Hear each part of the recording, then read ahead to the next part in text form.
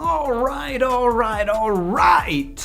I just got back from visiting my good friends Miles and Melanie Beckler up in Sedona, Arizona. If you've never been, you need to check this out. Check out these images because it is one of the most beautiful places on the planet. While up there visiting Miles, we decided to record 5 ways to get more clients into your agency. So let's check it.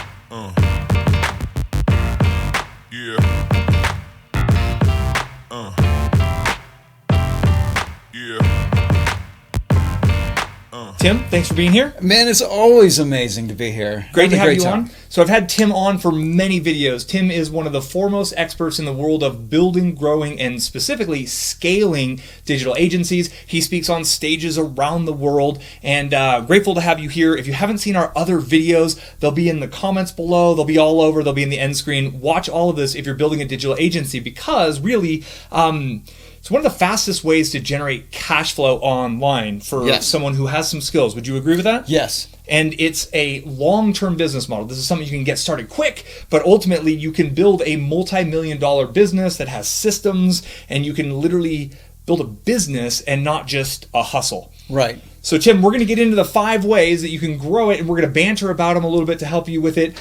Number 1 is, before we get into number 1, Tim, let's talk about money now versus building a long-term asset because these fall into different categories. Yes. And I think we need to give the viewer a little framework. So there's getting more sales, and what's the difference between a short-term and a long-term sale, and when do you need which types in the business? Okay. When you're first getting started, the only thing that matters is getting a customer. You've got to get money or you're not in business. Yeah. Like that's easy definition. You're in business when people are paying you money. If you don't get money, you're playing at business. So that's the first thing. So the early stages, it's all about going out and getting a sale. Don't worry about your content marketing. Don't worry about your brand. Don't worry about anything other than making a sale. You're going to have a number of pitches, and you're going to have a percentage of those that you close. The more pitches that you make, the better you get at the close, the more sales that you're going to get. But literally all day, every day needs to be focused on that pitch side. And then so it's almost like hunting in the beginning. And then, building a long-term asset, we want to build systems. We want to build potentially we'll talk about the things we want to build, but you want to be more of a farmer. You want to start getting people showing up to you. And really, I think that's marketing, right? Yes. Versus sales. Versus sales. So in the early days, all in on sales. Then as you start to get cash flow and you start to get your kind of legs beneath you, your sea legs on, at that point you want to build marketing systems. And we're going to start with sales and go into marketing. So number 1 on the 5 ways to get more customers is cold outreach. Now, Tim, are we talking like email stuff here? What do we mean by cold outreach currently? Cold outreach really falls under what are you good at? Are you good on the phone? Well, then you should do cold outreach on the phone. If you have a great a list that you can connect with through email, well, then do email. But what I'm seeing is that it's getting really hard to get people on the phone. It's getting even harder to get people to actually respond to an email. So the one thing, and it's temporary, but it's working amazingly well right now, is reaching out to people on LinkedIn who fit exactly the kind of business that you wish to work with. As a business owner, I see it all the time, right? My email inbox gets spammed out by cold pitches right now. They're able to find my email account. They're just sending to bulk emails at my domain, et cetera, et cetera. And I think most business owners are in this space. Physical brick and mortar business owners probably get even more than I do. So they're overwhelmed in their inbox, and you want to be able to stand out in an uncrowded environment. And right now, I think what you're saying is the LinkedIn, are you talking about the direct message inbox in LinkedIn? Yes. So LinkedIn direct message inbox is one of these places where you know who they are and what they do, right? Based on LinkedIn, they've built out their profile. You know if you're talking to the chief marketing officer, you know what company they work with. You can do a little research and find out how big is this company? How many employees do they have? How much money do they make?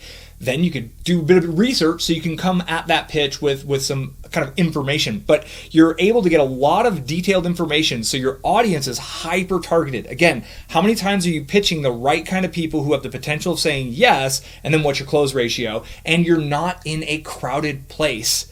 And now that we just brought this live on YouTube, what's going to happen to this method? Well, it's already getting crowded. Yep. That's why I said this is temporary. Yep. Not one type of marketing, not one type of sales is ever going to last and be amazing forever. Marketers ruin everything. Yes, marketers ruin everything. We always flood in and we do the exact same thing everyone else is doing, and it kills it. So that brings us to number 2. And this one, this was like my must-have on the list. Running a meetup, running a local meetup.com. And this is the become a star in your backyard approach. And I want to dovetail on what we just finished with. How do you show up in an environment where there's not a lot of noise, there's not a lot of distraction, there's not a lot of competition? Well, when you host a small event in your local market and you invite local business owners to learn about the basics of digital marketing, you literally have their undistracted, undivided attention. Maybe a little bit divided, but none of the competitors who are using cold outreach teammates in the Philippines or in India are able to have that level of connection that you can get with a meetup group. Do you have anything on the meetup, or am I just all in on this one? Okay, I'm not keen on it. Totally cool. Mostly because of the local part. Right. Right, I'm not a local agency type kind of person because of the types of people that you're going to get in front of. It's going to be harder to make more money. Sure, at the beginning, like I said, make sales. Right. So do it, make sales, get the ball rolling, but you're unlikely to stay there because we're in a global economy. The best thing you can do in building an agency is get clients that are not in your backyard. Clients who have money. Lots of money. And I think, honestly, another way of possibly saying this, and excuse me if I'm putting words in your mouth, but the odds of you finding really high value clients in your backyard are probably small. You can find the clients who will have small-ish budgets, the local yoga places, the restaurant owners, etc. But when you grow your agency to where you're servicing businesses that do $10 million a year, $25 million a year, and $30 million a year, the contract size that's a big deal for you is a very little deal for them. But your local yoga studio, that ratio flip-flops. Right. Yeah, because $500 a month for a really small business is big time, and they're going to be stressed, which means they're going to stress on you. Yep. And it makes it harder for you to get them really good results. Or if you do get really good results for one person, like a yoga studio, and then you do something for a hair salon, you might not get good results for that hair salon. Or a HVAC company or anything like that. If you're jumping around, you might not get repeatable results. Got it. And then even if you are getting repeatable results for yoga studios, you're going to cap out to the number that you're going to have available to you in your local area. Right. So would it be safe to say that you think going into a specific vertical, like becoming the chiropractor SEO person, and that way you can kind of duplicate out the systems, you learn their audience, their customer avatar once, and then you're able to kind of go roll that out in market after market after market after market. After market. Okay, so yes. Again, the whole idea here is where are you at and how ambitious are you and how bad do you need those sales? Personally, I grew a very lucrative agency through the Meetup method, which is why it's on here, but I 100% agree with everything Tim says. The Meetup actually dovetails to number 5, so you're going to see how this could actually be leveraged 2 ways. So let's go on to number 3. Number 3 is speaking on stages. Now, Tim, this is something that you do. You just were on stage in Australia? Couple of places. Where else? In Thailand, Bangkok, Thailand. So how does speaking from stage translate to generating income and sales as an agency owner? It's called authority. There's this when you're standing on stage, you're automatically elevated over everyone else. And the way humans are wired is anyone with status automatically must know something. Yep. But as humans, anyone who is elevated is someone who you need to do business with. You need to know that person. There's a thought process of like, well, theoretically I'm at this event. They made me this fancy lanyard. I paid them money. Of course they vetted this person. Of course they know, like there's a leveraged trust that happens, and there's the perception. Literally, like they are physically above you, but there really truly is something, well, if they're the one on stage, they're clearly expert. And the theory is, and I have a bunch of friends who do this, the theory is you go, you do your shtick, you teach, you give lots of value, and a few people from that audience are going to say, hey, I came here for an expert to help me with this gigantic problem that was worth me flying to this event and investing in this event. That's my guy or that's my gal. Why? Because you're on stage. You've really clearly showed them the problem that they have, right? Those who are able to kind of communicate the problem we have better than we can communicate it ourselves are those who we think can answer and solve the problem. So a well-formed, crafted speech on stage, the sale is closed. Literally, the sale is closed up there. It's a logistics. They will find you in the hallways. I need to hire you. Literally, it is an amazing positioning from that perspective. Yes. We got number 4, which is paid workshops. Yes. So running paid workshops, and Tim, I want to run with this. Okay, we are doing that in our agency where we're running paid workshops around the United States for our demographic, and we're putting about anywhere from 12 to 16 people in a room. We just book a WeWork conference table, and we bring 12 to 16 people in for a 4-hour workshop. We bring them in, we bring in a lunch, we bring in some snacks and stuff like that, and we have them pay to be there for this 4-hour event. And that is actually profitable. We actually make a small profit, but a small profit off of just doing that workshop. Out of the people who attend that workshop, we end up getting about 40% of them as clients afterwards. That's huge, man. Yeah, like a 40% crazy. Close rate. So here's what's happening, right? You take the show on the road, proverbially, right? So you take this from metro to metro to metro. You do your advertising to fill this, or you have your list, or whatever you've been doing to work with people. You get enough people into this room for a low price. Are you comfortable sharing, like for a 4-hour thing? What kind of price points is it costing to get in? I mean, obviously it's a giant variable.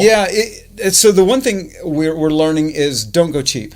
Right. Don't do $50. Don't do $90. At least do $200, $250. $495 type. $250 to $500. Depending on the funnel, because we're still we haven't even tested above $350 yet. Got it. We've not tested above it. Perfect. Because it's working, Perfect. right? So we're making money. Right. So we're even tentative about testing higher and try, because we're not trying to make a profit on the workshop On the front end. We're trying to make a profit after the workshop. Right. So if we're able to just make money this way, so it's fine. But I would say you need at least a $200 price tag on it for a 4-hour workshop, and this keeps you from being seen as, oh, this is just going to be a pitch. Right? Because anything that's less than that, especially if it's free, because I've seen some people try to do it for free, everyone coming in knows they're going to get sold. There's a clear value exchange on the front end. It changes the perspective in the mind of the client of, this is a value experience. I'm going to get value. I'm going to be able to walk in and walk out with my done list, or walk out with a to-do list, or it's a workshop, not a sales pitch. Yep, and they get a workbook and they get all that stuff. And then at the end, we do say, hey, we do have continuing education. We have more available to you. And we tend to get people booking appointments right then at the event that want to find out about our other programs. And then over the course of, say, a month or so, we get that total of about a 40% conversion rate. Perfect. But, at first it's about 25% right up front, day of, that go right into our sales funnel. And then it's usually about a month that we get the other 40%. So you're the educator, right? You're coming in, you're teaching, you are already positioned as a paid educator, which clearly they wouldn't doubt your skills. That would be for them to go against kind of their thoughts they're already on. There's some psychology in that. But we do get some people who are skeptics. Right. Well, they come in first. At first, they're like, oh, I gave you the $200, but I'm not too sure that this is going to work out. But by the end of the workshop, they've learned so much that they're like, oh, yeah, you guys know what you're talking about. It's the ability to demonstrate experience. When someone pays for the event, the odds are they're not going to be sitting on their cell phone. They're not going to be distracted. They're not going to be on Facebook the whole time. If they paid $200 to be in this event, they're going to be there with you. And you really help them understand how the game works, how Google works, whatever that part you do of the game. They walk away with this new level of clarity, like, damn, okay. And then that thought of like, well, I have to do this right. That's a lot of work. Man, I don't know, my boys, I don't know if we could actually pull this off. Oh, you'll do it for me? Great, 40% conversion rate. So it all kind of works together. And then number 5 is content marketing. Now, in the beginning, we talked about kind of the hunting versus the farming, right? The I need to go out and make sales immediately. So you need to be having one-to-one conversations with people. While you're doing that, it's really smart to be building out your marketing stream. Okay, marketing is everything that happens before the sale. Then the selling is that moment of when you're making your offer. And content marketing is #winning. I mean, that's why this channel has 120,000 subscribers.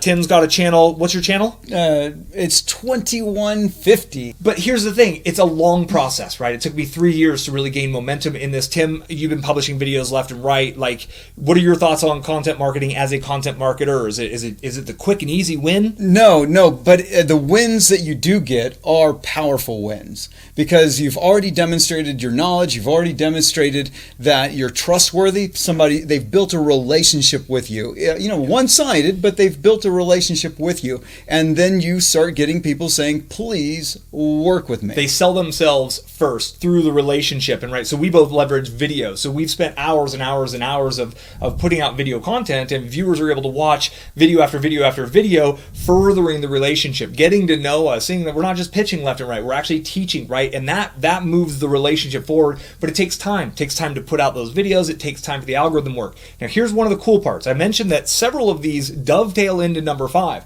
So the meetup group, if you're running a local meetup group, well, record it. If you're doing a talk once a month, twice a month, record your talks. This can go up onto a video. This can go on a YouTube channel. You can put it onto a podcast. You can make blog posts out of the content that you're putting out. So your short-term, near-focused kind of or your meetup strategy can support a longer-term marketing strategy with the content that you have. Speaking on stage, I've spoken at several events. Did you film these last events? Yes, and they're on my channel. Of course he did, right? And he gives it away. And what does this do? It's more great content for the viewers. It's more positioning of like, oh, dude's on stage. It's not just when you're physically in the audience that seeing the back of everybody's head and you on stage, right? It's not just in that moment, in that physical location that holds the impact.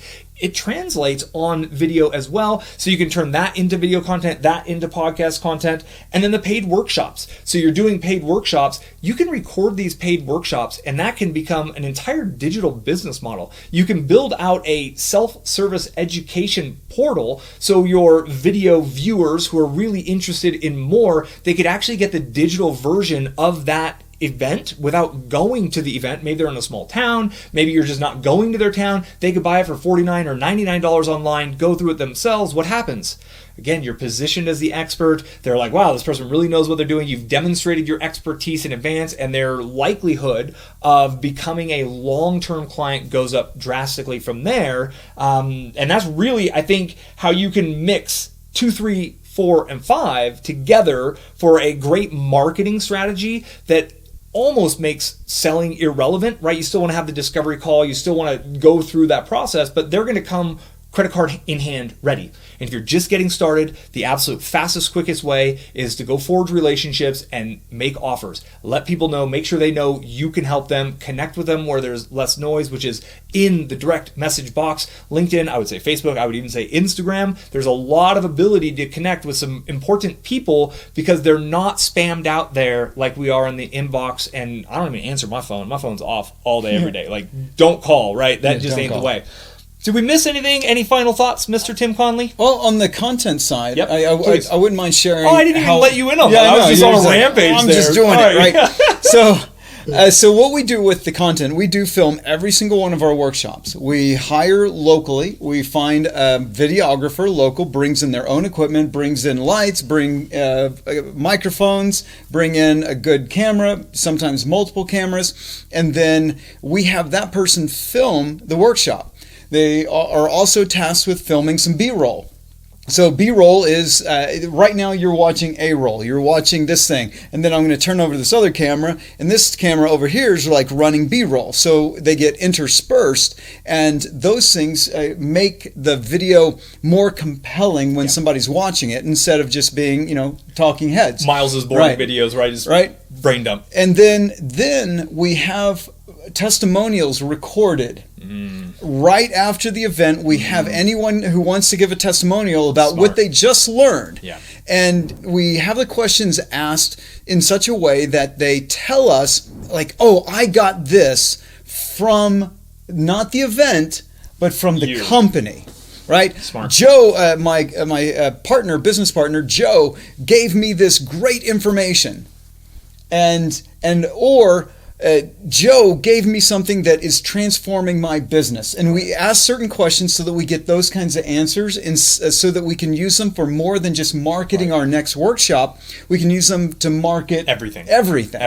Because they haven't said words that narrow on that. Thursday's workshop in Boise. Exactly. I learned this, right? It's generic in the sense of that it becomes more leverageable for you. And then we get to use it in a variety of ways. Then we mix in B-roll, and we mix in music and all these other things, and it goes from being a boring testimonial to stuff that people actually will consume on Instagram, Facebook, and even on YouTube. And third party credibility, the power for that in your business is the one big question that your people have. The power is amazing. It's overwhelming. The one big question people have is, can I trust you? Right? When you're like, hey, I'll do this work for you, whether it's in a DM, whether it's at a one-on-one thing, the main actual thought they have is, can I trust you? It's not even really, will you do what you say? And how do we build the trust? Man, those third-party testimonials, that credibility from other people, that is one of the biggest things. That's why every sales letter that's ever worked in the history of direct response marketing is littered with testimonials on that.